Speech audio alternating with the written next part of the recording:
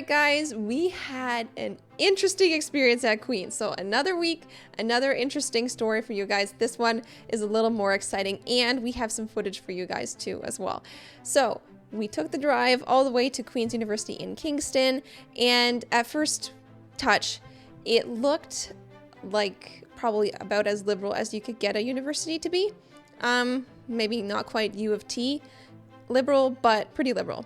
And so we set up the table, and this time our sign was "Gun ownership is a right." Now that's a very provocative statement, especially in a liberal city, and we got some very interesting responses. And some people came up and wanted to debate, but it felt like one of the subjects people don't want to touch.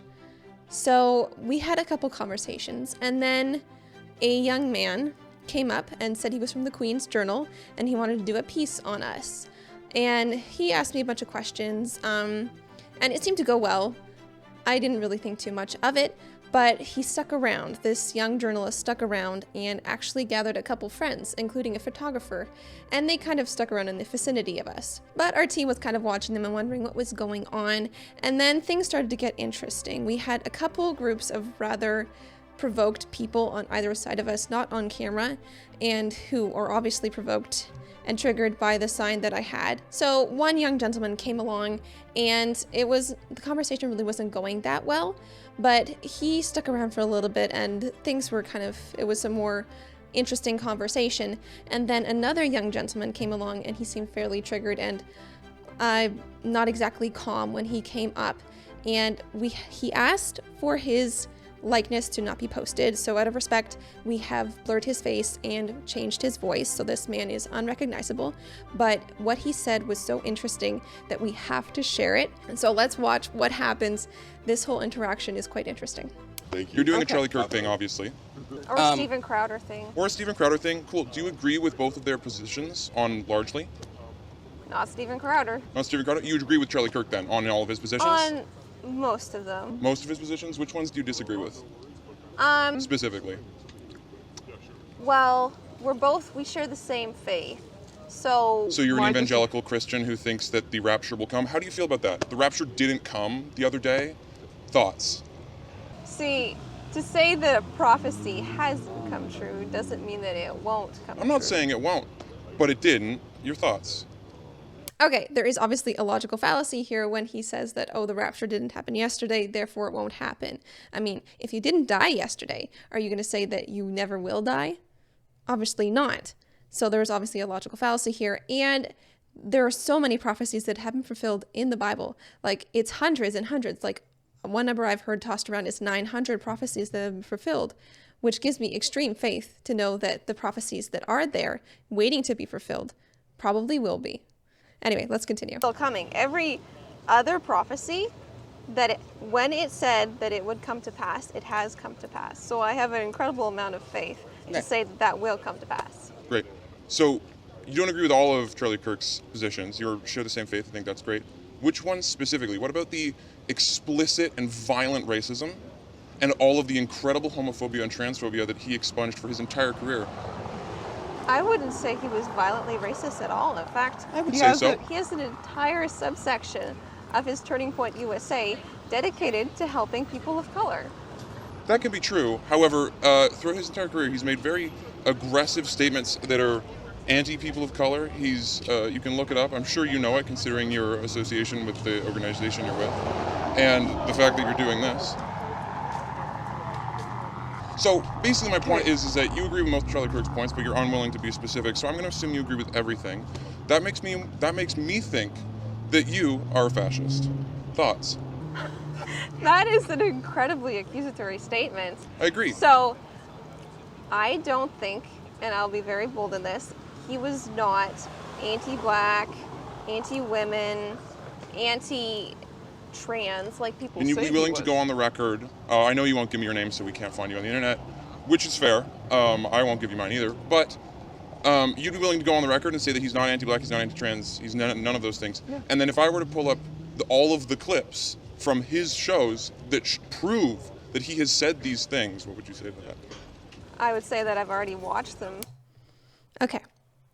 All the clips that are going around out there, say on TikTok or other places, showing that, oh, Charlie Kirk was very racist and was a fascist and hated people of color, those would have to have been taken out of context. I have watched dozens, maybe even 100 of this man's videos, and a lot of them are talking about issues around like the Black community or immigration or things like that. This man did not expose any view that would be considered racist. If you take it to the logical conclusion that if he had a prejudice against any people group, what he said doesn't make sense if you think that he was a racist. But if you look at what he actually said, he was obviously not a racist. So the clips that go around on TikTok are taken completely out of context. You can make someone say anything if you take just a small clip out of their whole spiel. And so I have watched a lot of the clips out of a lot of his speeches and debates, and this man was not racist or fascist or anti-trans or anything else. And that he did not speak against anyone's race. He did not. Okay.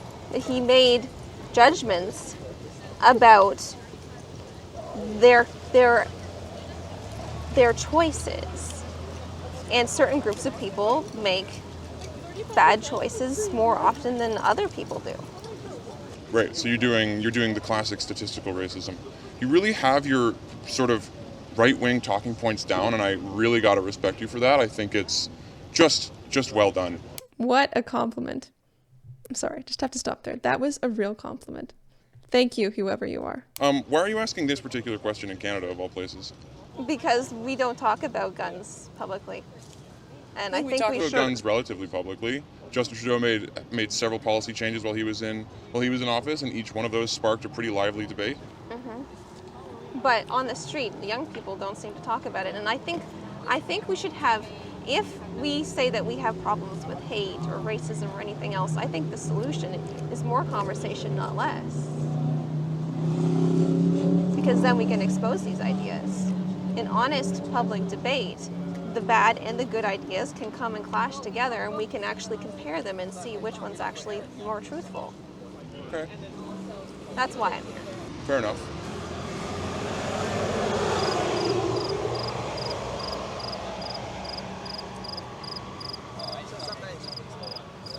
It's not really fun when you guys don't fight back. Okay, did you catch that last little bit? It's not really fun when you guys don't fight back.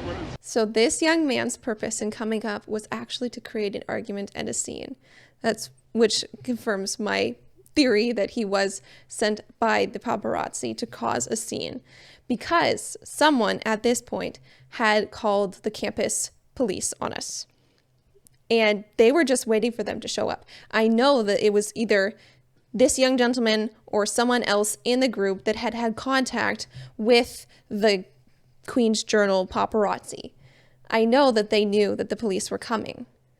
They were waiting for it. And he, I'm sure, was a critical part in trying to set us up so that we looked really bad and that there was an argument happening when the police came. But unfortunately for the left, I am not very good at arguing. I can debate, but it's just not in my nature to argue. So they're going to have tough luck in making me really angry. It's going to be difficult for them. And this young man, he tried, but you have to applaud his effort that he was trying to cause a scene. So this just goes to show that the left, they cannot debate. He didn't want to debate. He wanted to make me angry. If their ideas are thrown up against our ideas, more often than not, our ideas are going to win just because our ideas are based on facts and logic. And for the most part, their ideas aren't. And I know that is extremely, extremely provocative, but it's the truth. So they don't want to debate. Instead, they'll come up and call us fascist, racist, bigots, grifters. They call us all sorts of names. And it doesn't work. It's not good for anyone. And then they get angry when they see a whole bunch of name calling. And his whole purpose here was to show that there was an argument going and then try to blame it on me and on my crew. And in the end, then we would be the ones that would be punished for it. So just as a lesson for all of us when we go out there and we try to have conversations with these people, and we should. We can't stop.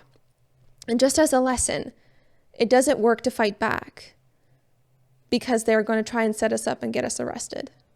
So it doesn't work, and the only solution is to remain calm. The whole story gets a little more exciting. So if you guys go on the Queen's Journal website right now, one of the top stories is going to be gun rights activist sets up change my mind booth on campus. Oh my goodness. Thank you, thank you, thank you, Queen's Journal. Thank you so much. You are doing my advertising for me. I cannot thank you enough. I really can't. So if you pull up the article, you'll see a nice big picture of the sign and the setup, which is it's very humble setup. And just a little background of how this played out. So that young man, he walked away, and then we sat there for a minute thinking about whether we should leave now because things had gotten a little heated and who knows what they were going to try next. So we decided after a minute of sitting there that maybe now was the time to pack up and leave. So we did that very calmly. We decided it was our choice whether we pack up and leave. And so we had all the table and everything packed up, and we were actually walking away. And that's when the constables came up to us and confronted us and said they had received a call of someone soliciting students on the campus property, which was not the case. We were not on campus property. We were on the sidewalk. That is public property. Now, one of the claims that they make is that the police made us leave, which is not the case at all. It's interesting that they showed this photo and not the one that they took of us with the police. And the reason they did that is because they claim in the article that the police forced us to leave, which is not the case. We packed up on our own. And also, you have to applaud my team for this. When the police were standing there with us, we were off to the side amongst some bushes, and the paparazzi cameraman was right there ready to try and take a photo of us with the police. But my amazing team, they saw this cameraman and make sure to give him a big thumbs up and wave at him. So that kind of ruined the photo and the vibe that they were going for. So of course they didn't use that photo. It's awesome. They're doing our advertising for us, which is great. I love it. I absolutely love it. So I can't thank Queen's Journal enough. Thank you so much. All right, and this whole situation does kind of put us in mind that we might need to start investing in some security, especially to keep the peace at these debates if things get more heated and we get more popular. So you guys can actually help us with that. If you know of any good bodyguards or retired police officers who would like to help us keep the peace and they're in Southern Ontario, then please connect us with them in the comments down below. Alright guys, if you really like this video, make sure to hit that like button down below and subscribe and comment. It really helps the channel out. And you might have noticed now we have super thanks available for you guys, so if you want to support our channel, then you can do that through that link. Alright, thanks guys. Bye!